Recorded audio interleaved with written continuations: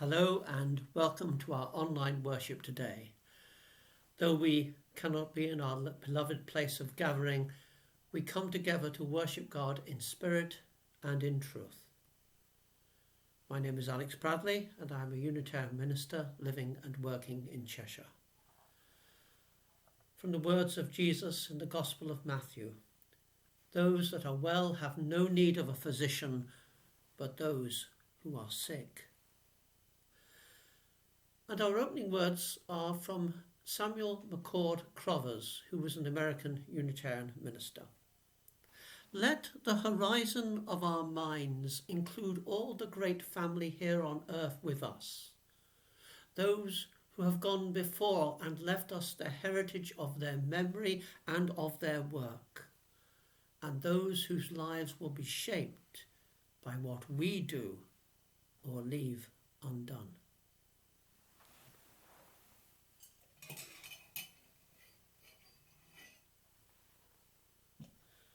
And so I light this first flame.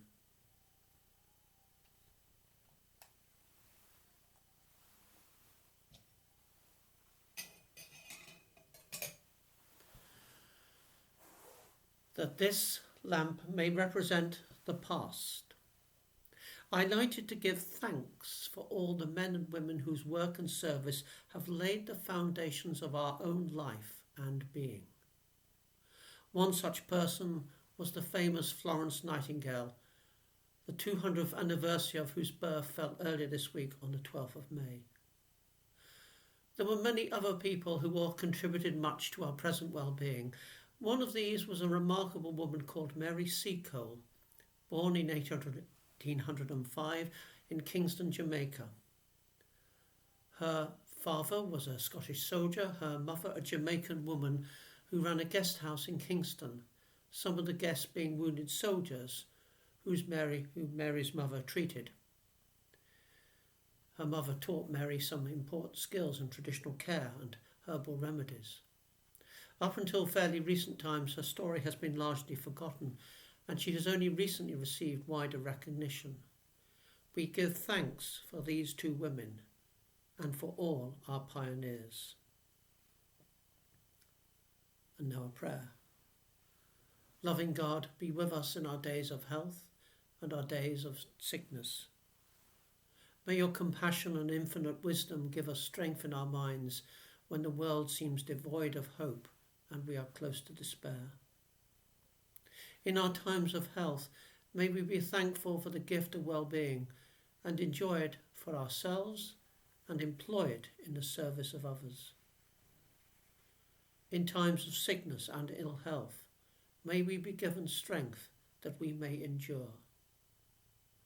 May your loving presence comfort those who worry for their loved ones who are ill, in pain or distress, and enable them to cope with their situation. In all things, may we be moved to show compassion and love to all, and may your holy wisdom guide us into the paths of peace. Amen. Our loving thoughts and prayers and healing wishes go to all those who are ill or suffering in any way, all those who are struggling or lonely or isolated or cut off from family and friends.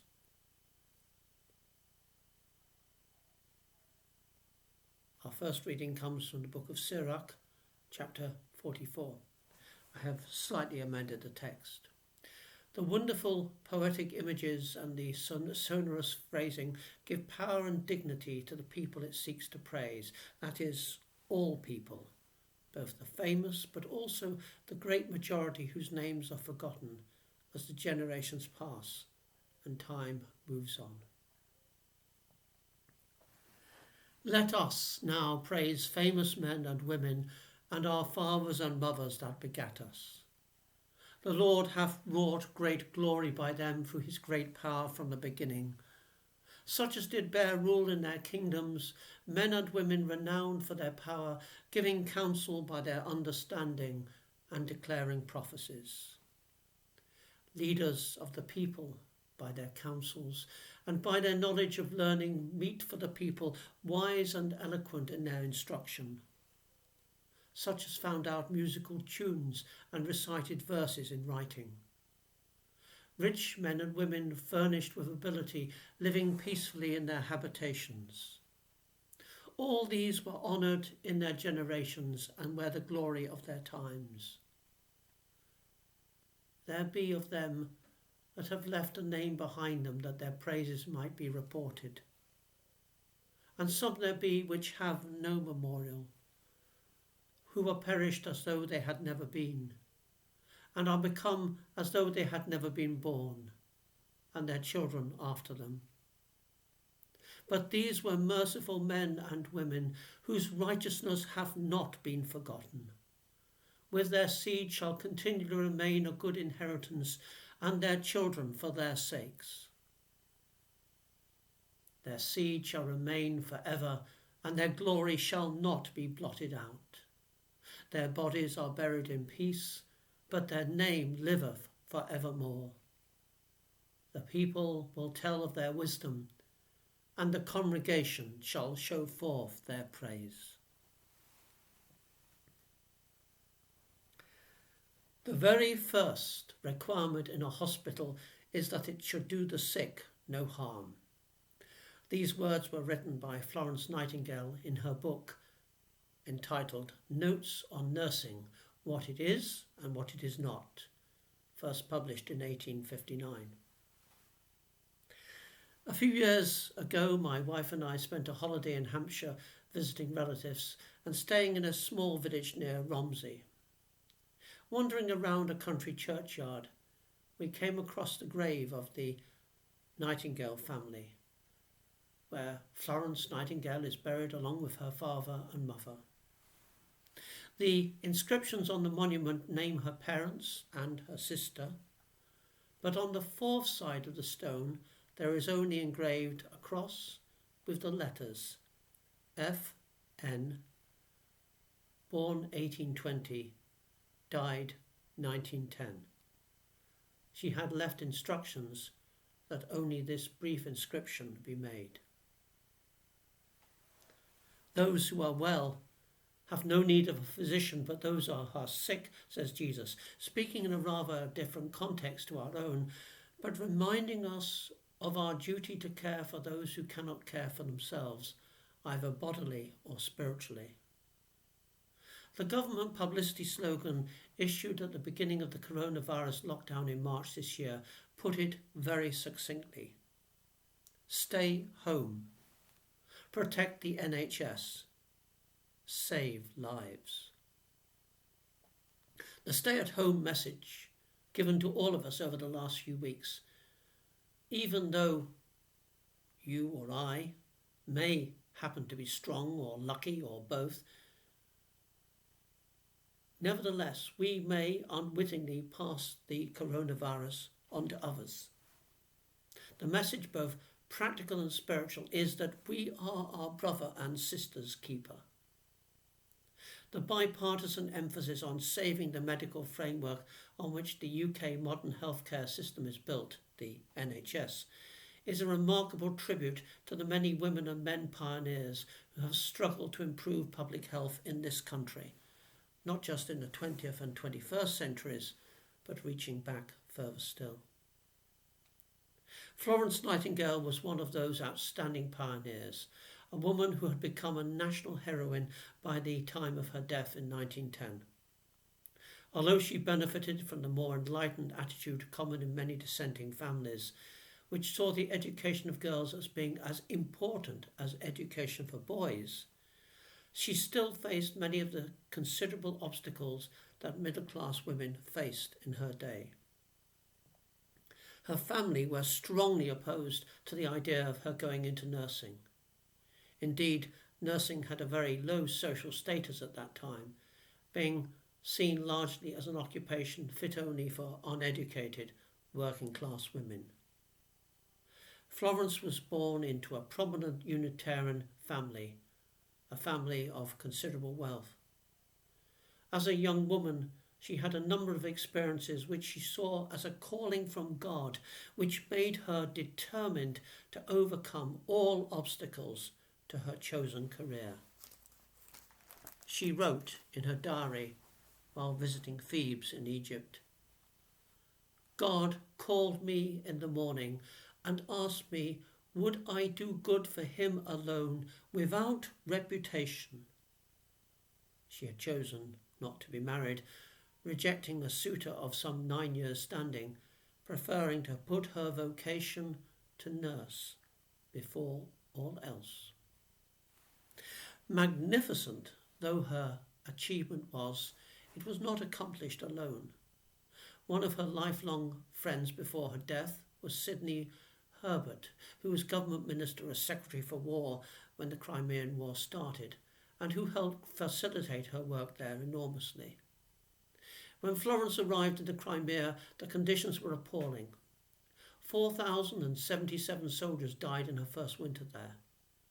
She believed that the high death rates were due to bad nutrition and poor sanitary conditions. Among other things, she encouraged hand washing. It is a sobering thought that at the beginning of the pandemic, our own government was having to encourage people to wash their hands frequently and thoroughly. Humankind often forgets such obvious lessons once an immediate crisis is over. The nickname for Florence, the lady with the lamp, came from a report in the Times newspaper. While not inaccurate, it gives a somewhat misleading, sentimental and romantic impression of a woman who was a very strong personality, someone who was determined not to let anything or anyone get in her way. It is often overlooked that one of her greatest contributions to healthcare lay in her work in statistics. At the beginning, even the number of deaths in the Crimea were not being correctly recorded. She used tables and diagrams in her work, things taken for granted in today's world, which were new in her time. She may have been driven by compassion and a strong religious impulse, but she also had a hard-headed and highly practical approach to dealing with the problems she faced. Unlike Florence, who came from a wealthy family, Mary Seacole had few financial resources of her own and had to rely on her own business acumen and skills to support her life and work. Her mother had been known as a doctress who used traditional herbal skills and medicines. In 1850, a cholera epidemic struck Jamaica, and Mary studied its symptoms and, when visiting Panama later in the same year, was able to diagnose cholera in a friend of her brother's. She helped many cholera patients there, and when she left Panama, she was given a leaving party. She also treated sick people during a later yellow fever epidemic in Jamaica. Mary Seacole's story converged with Florence's when she went to the Crimea. She had first applied to the War Office to join a second group of nurses being sent to the Crimea, but was not chosen. She also applied for a fund called the Crimean Fund, set up to support the care of the wounded, but was turned down. However, lacking any official support, Mary went by herself and set up her own business there called the British Hotel, both a provision store and a place where soldiers could be nursed and convalesce. Mary and Florence's paths crossed briefly in the Crimea. There is some evidence that Florence had some concerns about Mary being her contingent, although Mary subsequently wrote in her autobiography that their later meeting in the Crimea was friendly enough, with Florence saying to Mary, "What do you want, Mrs. Seacole? Anything we can do for you. If it lies within my power, I shall be very happy." Mary also nursed soldiers on the battlefield and was affectionately nicknamed Mother Seacole. When she returned to Britain, a benefit festival was arranged to raise money for her. She clearly made a huge impression on those who knew her and who benefited from her work. Mary died in 1881, Florence in 1910. Although Mary had a short obituary in the Times, she was subsequently forgotten until recently, when she was awarded the Jamaican Order of Merit and also came top of an online poll of 100 Great Black Britons in 2004. Various medical wards and organisations like the Mary Seacole Centre for Nursing Practice at Thames Valley University and other facilities are named after her.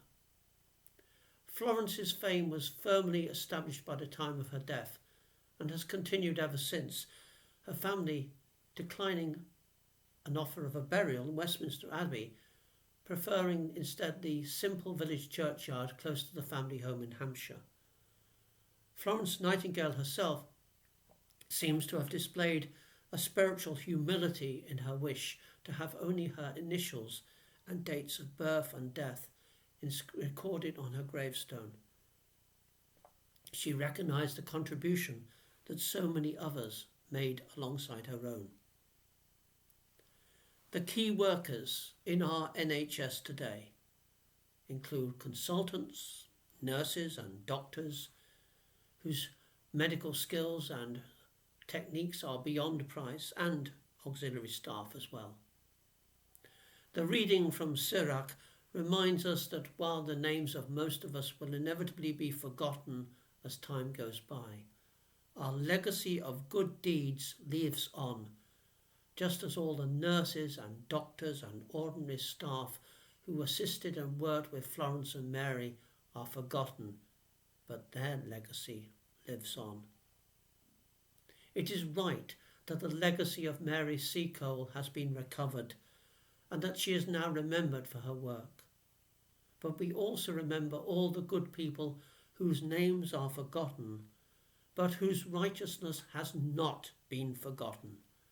Their glory shall not be forgotten and blotted out. We give thanks for good women and men whose efforts in the past have contributed to our own well-being, and to those in our present who continue to work for us.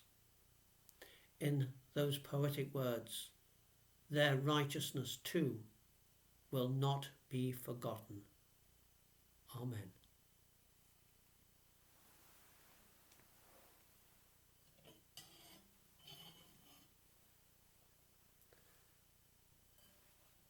And although Florence Nightingale was nicknamed the Lady with the Lamp, our service reminds us that we are all men and women with a lamp. And so I light this flame, this lamp, at the end of our worship.